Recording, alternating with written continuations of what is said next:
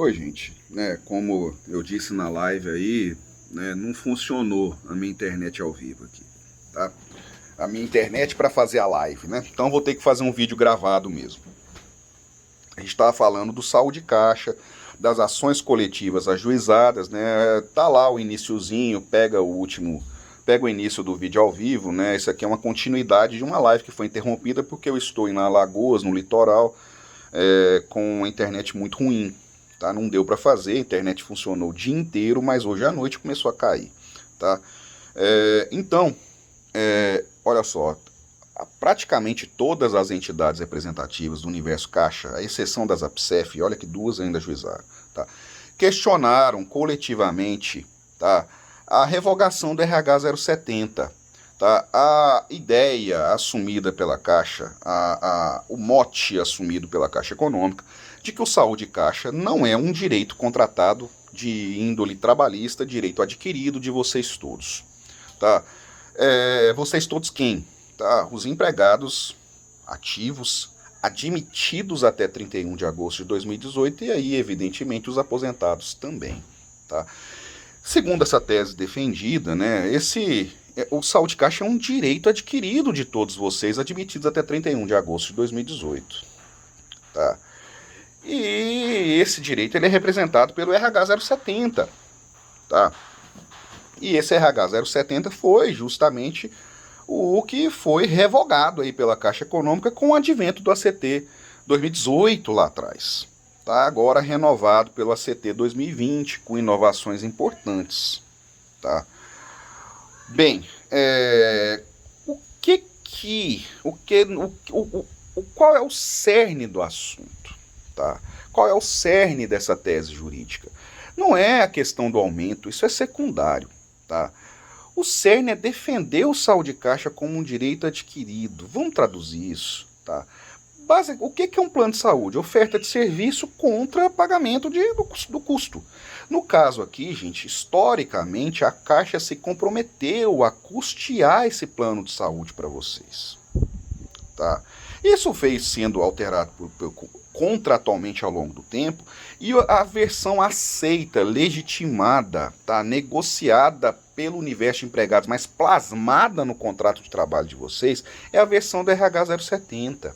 Que definiu um modelo que todo mundo, segundo todas as entidades, todos os diretores, né, todo mundo que vem falar comigo, né, elogia, que é o formato 70-30, um formato que funciona muito bem, tá, no âmago da Caixa Econômica, tá certo? Então, o que está no contrato de trabalho de vocês? Tá? A oferta do plano de saúde, que é considerado, se não o melhor, um dos melhores do país, contra o custeio, a razão 70-30, com limitação aí na participação das despesas hospitalares, né, médico-hospitalares, né, R$ 2.400, né, isso agora subiu aí por força do ACT. Então, esse modelo, ele além de ser extremamente inteligente, ele é um modelo que sempre foi muito elogiado. Tá? E esse é um modelo que está internalizado no contrato de trabalho de todos vocês. E ele é um modelo engessante. Aí vamos lá, a gente precisa desmistificar essa propaganda que está rolando. Tá? Esse modelo do RH 070, ele não é um modelo engessante do ponto de vista do custeio. Tá? Muito ao contrário. Né?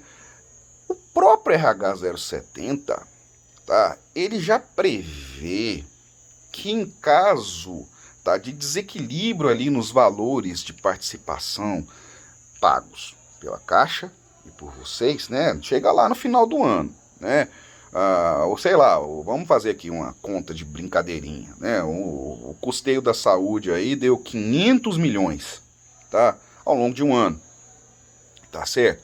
Em princípio, então, vocês têm que pagar 150 milhões, né, a Caixa vai bancar os outros 350 milhões. Né? Final do ano apura-se isso.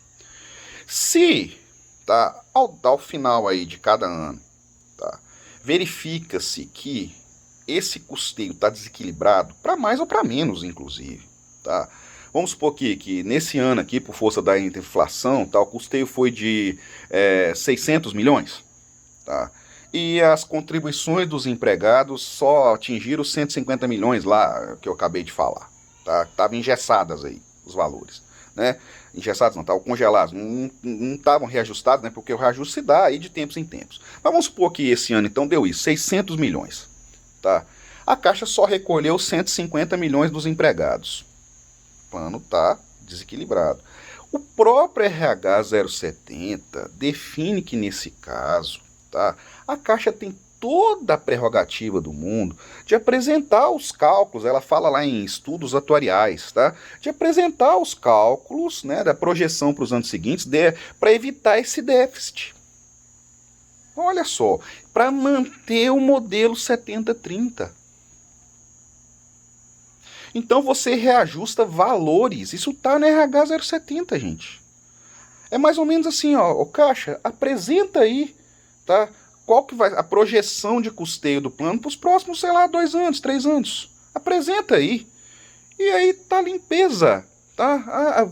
Pode ser, o próprio RH já permite a alteração do reajustamento, alteração do valor aí do teto de coparticipação. Então, o modelo do RH 070 não é um modelo engessante. Ele é engessante para a Caixa Econômica. Por quê?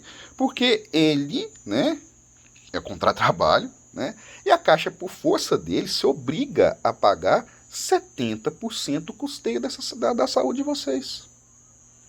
Opa, tô começando a entender uma coisa aqui. E o que a Caixa não quer? A Caixa não quer mais é pagar os 70% aí do custeio de saúde de vocês, gente. É simples assim. Tá? E aí o que ela fez? Ela começa a pressionar a movimentação dos empregados, né, a representação dos empregados, para abolir esse desenho. Mesmo ciente, e aí vem, gente, qualquer advogado trabalhista sabe que, tá, se isso está plasmado no regulamento interno, isso é contrato de trabalho. Se é contrato de trabalho, não pode ser alterado. É direito trabalhista. Mas aí ela começa a pressionar, ciente dessa problemática, tá? Saibam vocês que eu já ouvi essa fofoquinha, né? Que esse órgão que vocês ouvem, essa CGEPAR, é um conselho, tá? Do Executivo, do Poder Executivo Federal, tá? Esse órgão, eu já ouvi falar essa fofoquinha, que esse órgão, tá? Ele foi municiado, fornido com pessoas da Caixa Econômica, inclusive, técnicos, tá? Então, assim, o dodói mesmo da questão da saúde aí é a Caixa Econômica para o governo federal. Por quê? Porque o Banco do Brasil não tem essa internalização do plano de saúde, tá? O que vocês têm, né? O plano de saúde como contrato de trabalho. E aí o que acontece? Né? A Caixa, ciente dessa problemática de que revogar pura e simplesmente o RH 070 seria algo muito flagrante do ponto de vista da legalidade, o que ela faz? O Executivo Federal lê esse Caixa Econômica e começa a trabalhar de cima. E aí edita essa famigerada CGPAR 23 para dar foro, ares de legalidade a uma revogação do RH 070. Traduzindo, gente, a revogação da obrigação da Caixa Econômica custear 70% do gasto no plano de saúde, da saúde, de assistência à saúde de vocês. Então não tem nada, não tem invenção de roda, não tem nada disso, meus queridos. Né? A verdade nua e crua é uma. Né? A Caixa, por meio aí dessa mirabolância, CGEPAR 23 e coisa tudo mais, tá? Executivo Federal, né? Fez uma estratégia jurídica, tá? Municiou-se com um instrumental, tá? Que permitisse uma aparência de legalidade quanto à revogação do Saúde Caixa, da custeio 70-30, tá? E aí você começa a ter, isso não foi do dia para a noite, tá? Você começa a ter uma preparação, que a gente viu isso aí, a gente já vinha alertando, tá? Do Saúde Caixa, né? De que o Saúde Caixa, que isso seria possível, tá? Que seria possível porque alto lá não seria bem um direito trabalhista de índole contratual. Que o Saúde Caixa seria uma fruto de negociação coletiva e como tal, né, como direito puramente negociado, seria passivo aí de alterações ao sabor das negociações. A gente viu isso, né? E a gente sabe que isso é uma bandeira, isso foi de fato uma bandeira de defesa, a nosso ver equivocada, né? O discurso é equivocado. O saldo de caixa tem índole contratual. Mas bem, aí a Caixa se aproveita, se apropria desse discurso, a gente percebe isso, né? E, paralelamente aí, a toda uma construção de um ferramental do Executivo Federal, né, CGPA 23 e coisas mais, tá?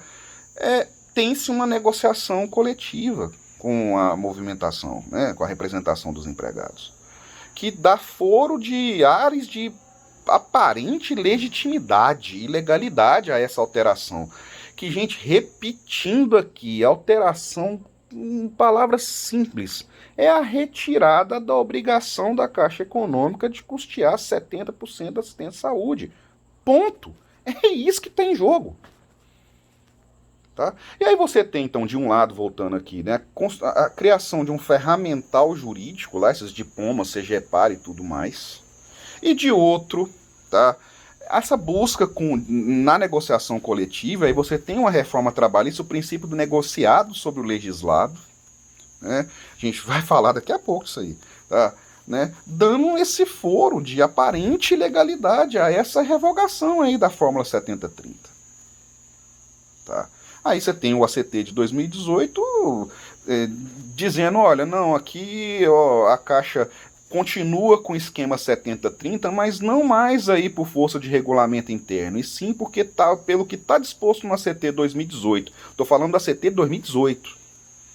Tudo continua como está, né? Mas agora olha só a mudança sutil.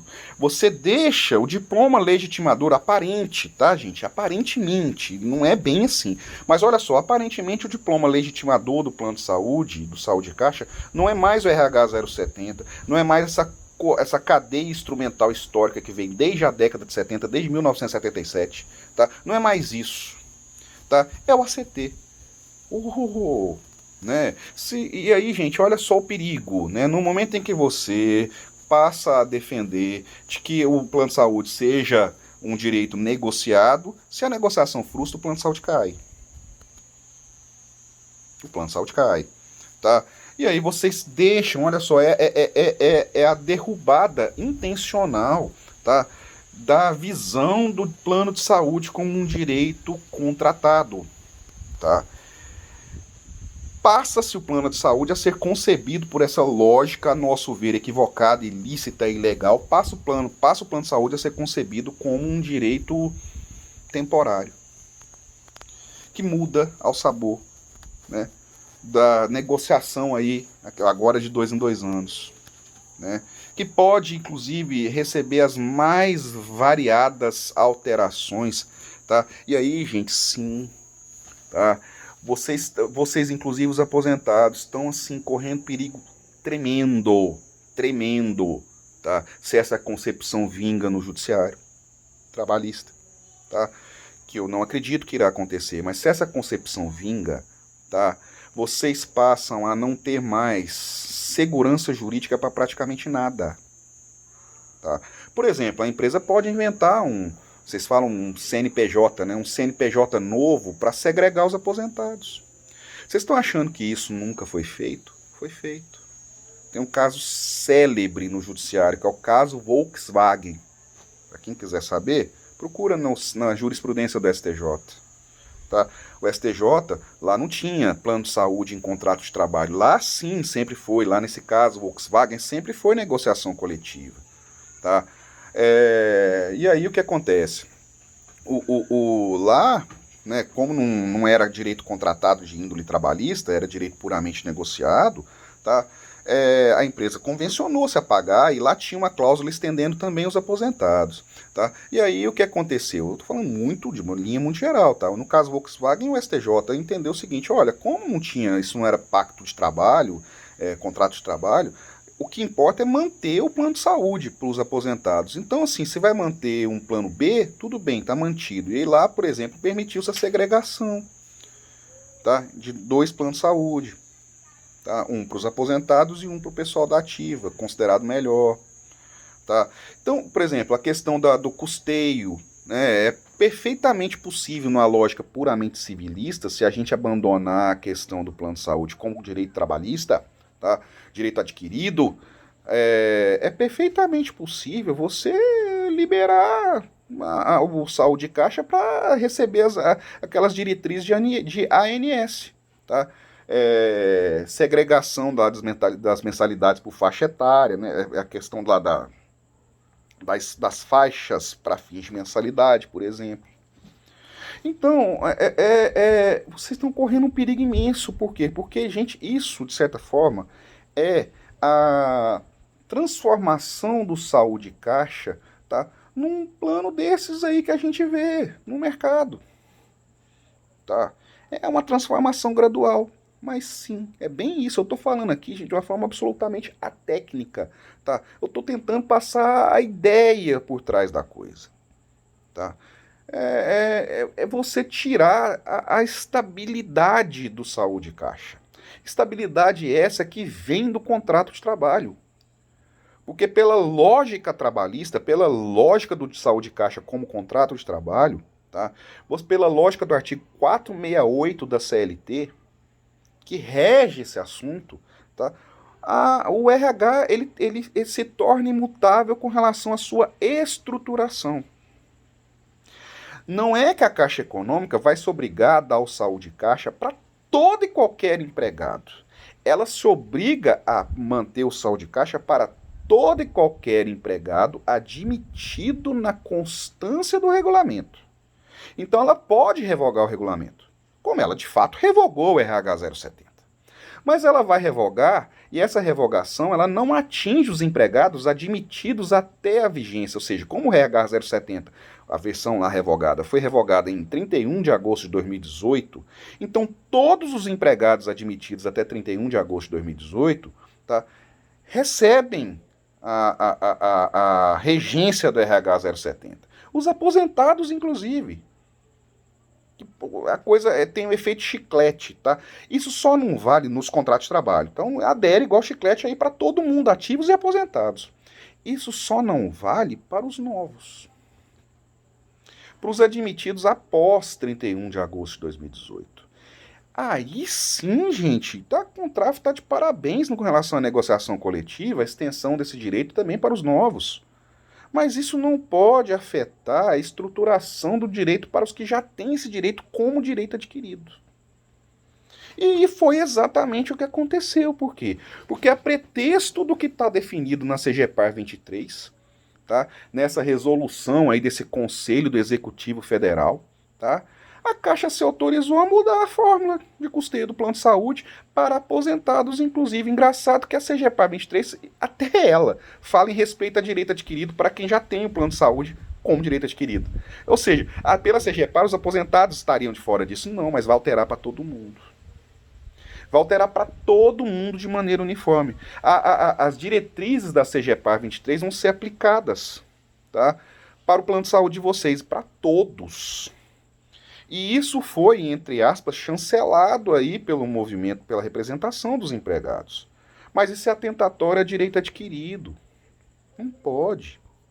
Tá? A própria CGPAR diz isso. Não, sem que isso pode fazer desde que isso não afete o direito adquirido.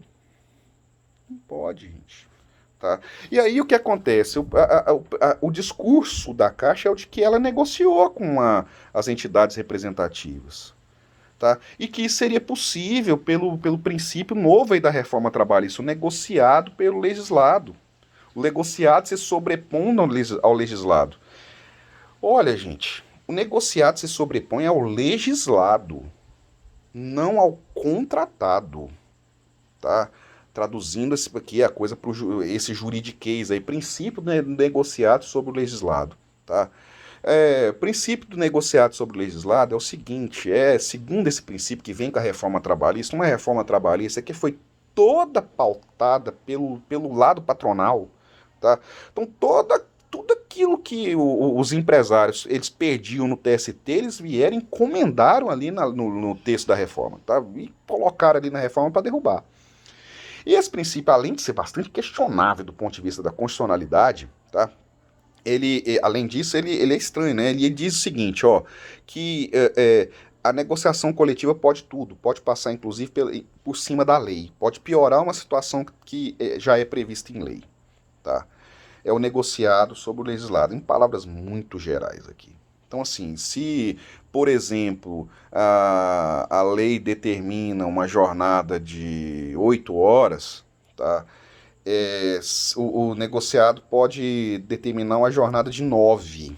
Tá? Seria mais ou menos isso. E aí não haveria ilegalidade nisso, porque foi negociado com o movimento. Tá? Negociar na jornada de 9 sem, por exemplo, contrapartida em horas extras. Tá? Isso seria possível porque foi negociado. Tá? Mesmo a lei dizendo que a jornada máxima seria de 8 horas para determinada categoria.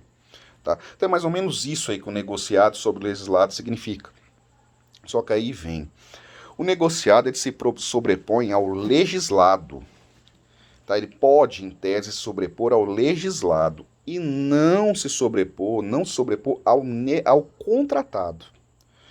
Se você tem direitos contratados, se você tem direitos plasmados como cláusulas de contrato de trabalho, tá? Esses direitos, pela lógica trabalhista, eles se tornam direitos adquiridos. Tá? E aí você não pode ter uma negociação passando por cima disso, porque isso seria atentar contra a garantia constitucional do quê? Né? A lei não prejudicará, né, os direitos adquiridos, os atos jurídicos perfeitos, né, e a coisa julgada. Tá certo? Então você tem a garantia da o quê? Da intangibilidade dos direitos adquiridos. Tá certo? E, nesse caso, né, o negociado estaria afrontando um direito adquirido, que está lá nos contratos de trabalho individuais, que advém de regulamento empresário, que é o RH 070. Esse RH 070, inclusive, gente, ele é RH 070, mas, na verdade, o plano de saúde, ele tem aí mais de 40 anos para vocês, tá? Ele começou lá em 77, né? Aí ele está no PCS 89, nós já fizemos outra live nesse sentido, né? Depois ele vira RH 01, depois ele vira RH 043 e agora, por último, RH 070. Tá? Então ele está lá, ele existe há mais de 40 anos como cláusula de contrato de trabalho. Tá certo? E, portanto, olha só, a negociação coletiva, né, voltando ao assunto aqui, olha só, ó, a negociação ela não pode passar por cima dos contratos de trabalho individual, sob pena de atentar a direitos adquiridos de vocês. Tá certo? Então é esse o objetivo da ação coletiva. Tá? A ação objetiva, aqui a Justiça do Trabalho declare o saldo de caixa, tá, com um direito, versão RH 070, lá a última, 043, uma coisa assim, tá, como um direito adquirido de todos vocês. A ação objetiva, a manutenção do custeio 70/30. Tá? Ela não objetiva o engessamento de valores de mensalidade, nem do teto de coparticipação. Isso é ilógico. O RH 070, como eu disse lá na live, eu acho que eu disse no início desse vídeo aqui também, ele já prevê o mecanismo de reajuste. O que se objetiva é que esse mecanismo seja observado, seja respeitado. A Caixa, para poder mudar aí a lógica, né, de pagamento de custeio de saldo de caixa, ela tem que apresentar os estudos. É isso que você quer na Caixa. Ó, Caixa, tudo bem, você quer alterar aí, você quer reajustar o saldo de caixa, apresente os estudos. Que demonstrem a necessidade desses aumentos. Sempre mantendo a lógica, a estrutura 70/30. É isso que objetiva a ação possível, perfeitamente possível. Ah, Rogério, mas aí tem o problema, né? A Caixa nunca apresentou esses estudos, né? Ou então os valores de mensalidade estão congelados. Gente, aí é uma questão de política, né? Agora, você não pode justificar, tá, o ultraje a um direito adquirido em razão de erros políticos aí, de gestão política, de opções políticas que a Caixa adotou aí ao longo dos anos. Né? Você não pode, não dá para confundir alhos com bugalhos aí. Né? Então, quer dizer, tem que respeitar o direito adquirido. A Caixa não apresentou, apresente agora. Olha, o custeio, né, para manter o 70/30, o limite de coparticipação vai ter que subir aí agora tá 3.600 pela CT 2020, né? Vai ter que subir para 4.500, paciência, que suba. Né? Olha, o limite aqui, a mensalidade, né, não vai ter que aumentar drasticamente, que aumente. Mas essa estrutura 70/30, tá, ela é tida por praticamente todos como uma estrutura que deve ser mantida. É essa a luta. E segundo as entidades também falam, até muito pouco tempo atrás, tá, o plano apresentava sobra de recursos. Essa mesma estrutura 70/30 apresentava sobra de recursos. Até muito pouco tempo atrás. Então, né, calma, gente. Tá? Calma. Né? Porque não é congelando mensalidade que vai se resolver a vida, não é esse o objetivo do processo. Tá? Aí eu vi comentários na internet, é um absurdo, né? Isso é um tiro no pé, porque se congela os outros vão pagar. Não, gente, não é isso. A ideia é, né, que todos os que têm o direito adquirido, eles venham a um determinado número, seja porque de início estão representados pelas entidades, seja porque, tendo aí a esperada procedência nesses processos, né, isso vire um precedente e os demais possam também buscar esse precedente. Tá? A ideia é lutar pelo direito adquirido de vocês. A estrutura 70/30, a Caixa que procure, que honre com seus compromissos. Porque no final, ao fim e ao cabo aqui, gente, o custeio 70/30 é ruim só para uma e uma só pessoa, para a Caixa Econômica Federal. É ela que tá com essa iniciativa. Eu tô com vocês aí há bem, não sei lá quantos anos, quase 20, né? Eu só tô ouvindo essa grita de saúde Caixa, fora aquela discussão lá de PANs, entendeu? Agora, recentemente, né? Então todos sabemos aqui que, na verdade, interessa a quem a derrubada da estrutura 70/30? Interessa só a Caixa Econômica Federal. Tá? Então a ação objetiva é isso. A manutenção do 70/30. A manutenção do RH 070. Tá? Legítimo que o movimento sindical procure a extensão disso para os novos. A Caixa realmente não está obrigada a manter como contrato de trabalho, tá, o saúde caixa para os que foram admitidos depois da revogação do RH 070. Para os que foram admitidos depois de 31 de agosto de 2018. Ela não está obrigada a isso de fato pela lei. Tá? Mas ela está obrigada para todos os anteriores a essa revogação. Tá? Os ativos e aposentados de antes de 31 de agosto de 2018. Ela está obrigada a isso. Então a ação tem esse objetivo, com essa simplicidade. Tá? Inclusive lá, um dos pedidos é, olha, que a Caixa seja autorizada a reajustar o saldo de caixa, apresentando, justificando, tá, por meio de estudos atuariais aí, para mesa de empregados, para comissão lá permanente, não é isso? E comissão paritária, né? Agora me fugiu o nome aí da representação específica. Né? Acho que é comissão de paritária, né? Mesa permanente, coisa assim. Tá? Tem esse pedido. Tá? A Caixa está autorizada a aumentar, apresentando a justificativa para tanto. Isso não é feito. Nunca foi. Como é que ela quer aumentar assim, na forceps? Né? Ela quer, na verdade, gente, mais uma vez aqui, ela quer quebrar a estrutura 70/30, impor a paridade de custeio 50/50, que na verdade é aparente. A coisa se inverte em poucos anos, vocês vão ter que bancar tudo do jeito que está. Tá? Também, gente, aí vem, vocês acham que vocês vão ter força? Olha só, se a Justiça do Trabalho, e a última esperança que vocês têm é a Justiça do Trabalho, a meu ver, minha opinião pessoal, tá? Se isso não passa na Justiça do Trabalho, vocês acham que vocês vão ter força nos próximos ACT para manter o custeio 50/50? Vocês vão ficar na mesma situação aí dos bancários privados, tá? Que é o quê? Né, que é plano de saúde só enquanto trabalha para a empresa. Saiu da empresa porque aposentou, já era. Perde o plano. Esse é o principal perigo, é tudo que a Caixa Econômica quer. E eu não acredito que vocês terão forças para numa negociação coletiva manter esse direito no pós-emprego. Não acredito que vocês terão forças, porque a coisa é pesada mesmo, é muito caro. Não acredito que vocês terão forças para manter um custeio razoável. Ou seja, tudo está caminhando aí para uma legitimação a fórceps dessa retirada da obrigação da Caixa de pagar o saldo de caixa. E muito me espanta, tá? Que vocês mesmos, empregados, venham aí na defesa disso. Vocês estão fazendo a defesa do discurso da Caixa Econômica. Se a gente não pensar na questão do custeio, vai matar a galinha dos ovos de ouro. Peraí, gente. Não caiam nessa, né? A Caixa tem plena condição de pagar o saldo de caixa. Sempre teve. Ela está cada vez mais superavitária. Olha só os lucros que a Caixa apresenta ano após ano. Então, no meu entender, não é bem assim, tá? E outra coisa, isso é uma obrigação que ela assumiu contratualmente. A obrigação contratual tem que ser honrada.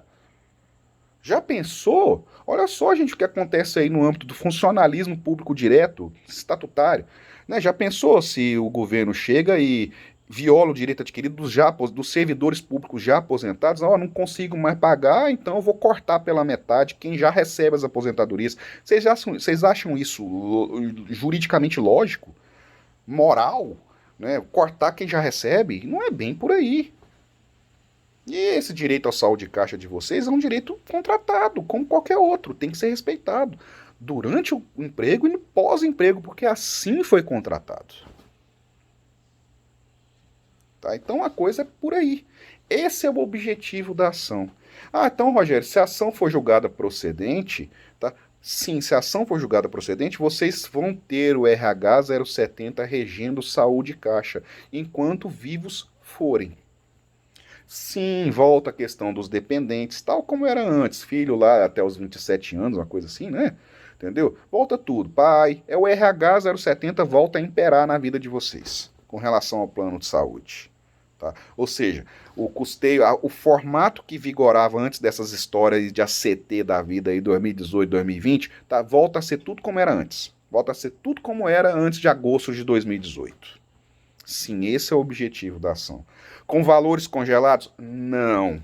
Não tem valor congelado. Ninguém está objetivando aí congelar valor de mensalidade. Não. Aí a Caixa vai ser obrigada a apresentar, de fato, os estudos atuariais, os estudos de impacto, quanto que precisa realmente aí pagar por mês, né? Tanto ela quanto os empregados, para manter o plano saudável.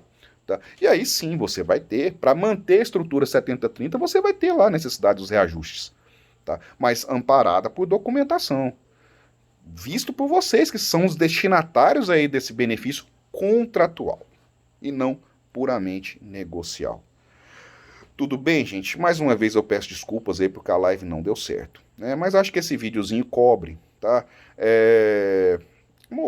Você que está ouvindo aí, você está vendo alguma necessidade, algum questionamento que ficou de fora? Acho que não. Tá? Uma coisa também, gente, eu vou tá acompanhando no chat aí desse vídeo que eu vou postar, tá? E a gente vai respondendo à medida. Já avisei, tá bom?